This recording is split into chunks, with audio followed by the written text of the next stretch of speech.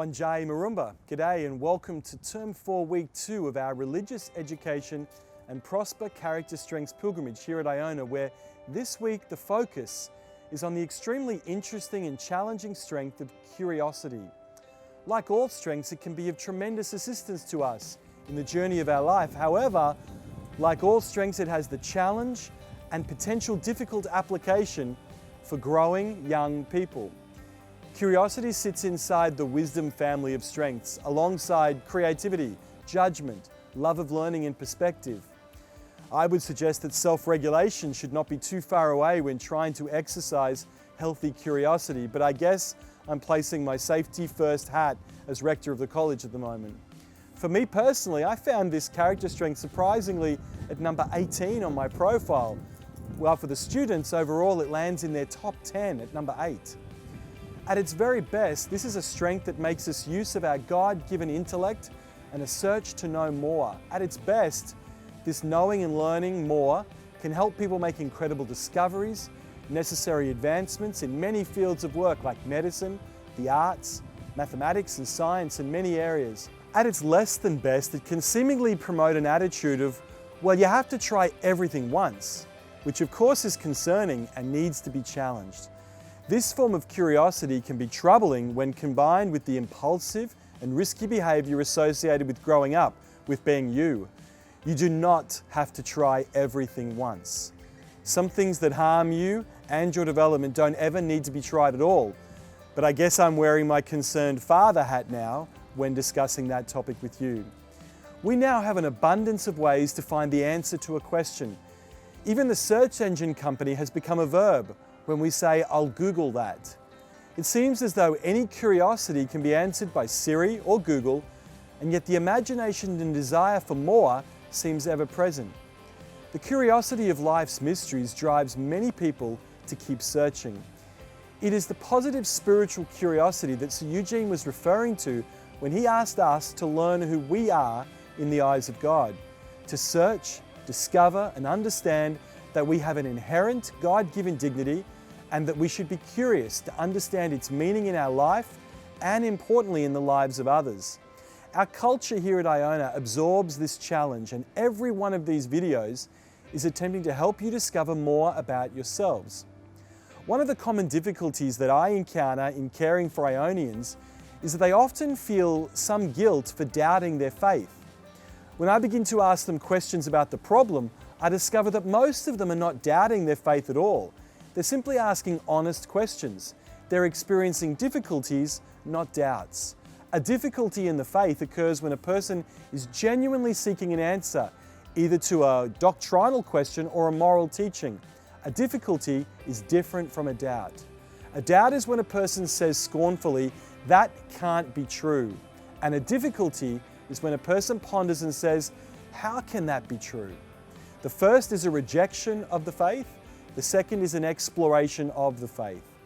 Not only that, difficulty is not a sin at all. It's a questioning of the faith in a proper way, and it's to be encouraged. Catholics should not be unthinkingly obedient religious devotees. We're not expected to be religious robots, but engaged and activated family members. We should face it, there are things that we are expected to believe and ways that we're expected to behave that are not easy. I therefore don't have a problem with Catholics or Ionians who have difficulties, but what is more of a problem is for those who don't have difficulties. Ionians who never have difficulties with the faith are probably not taking it very seriously. If we are engaged with our faith, then there should be many times when we scratch our heads and say, "How can this be so?" We should remember that in the Gospel, the Blessed Virgin Mary asked that question of the angel Gabriel.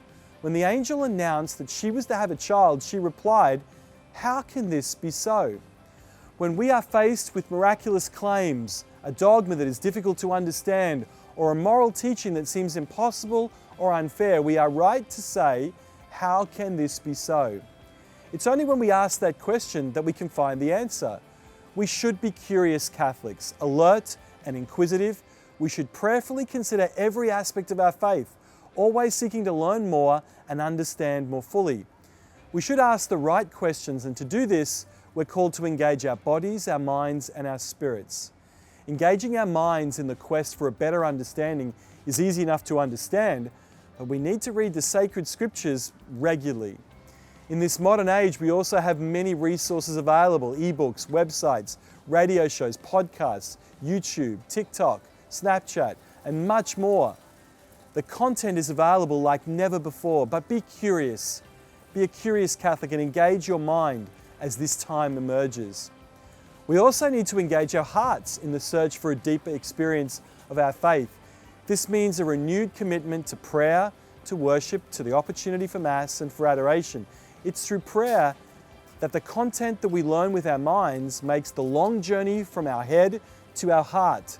As priests, we were taught to pray our theology. In other words, the heart needs to be as open as the mind needs to be engaged. And in this way, the truths and values we come to understand with our minds can be written in our hearts and then put into action. There is an old Russian saying that the heart moves the feet.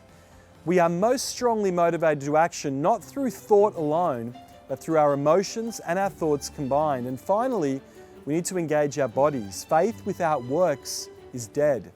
But when the faith is put into action, it becomes real. Involving our bodies in our faith includes several things. First of all, we should discipline our bodily appetites. Too much food and drink, a lack of exercise, use of drugs or tobacco or alcohol, and not enough rest or relaxation can affect not only our physical, but also our spiritual health. The spiritual way has always included physical self-discipline. The second way to be a curious Catholic or curious Christian is to get our bodies out and about with other people, serving, ministering, embracing, and helping those in need. As we engage with others physically, mentally, and spiritually, we all grow closer to one another and to God, and so strengthen and consolidate our faith. The curious Catholic is not complacent, lazy, or simply going through the routines. Instead, they're constantly alert and alive, always engaged in body, mind, and spirit in order to understand more fully where they come from and the abundance of life in Christ. I strongly encourage you to be careful with your curiosity, to seek that which is true, good, and beautiful in your life. There is so much more to discover as you learn who you are in the eyes of God. In the second video, I'm going to explain to you a beautiful part of the school built in the middle of the school playground of a labyrinth. Try to be curious about why would they build a prayer technique in the middle of a school playground. Be curious, be strong, Kia kaha, God bless, thank you.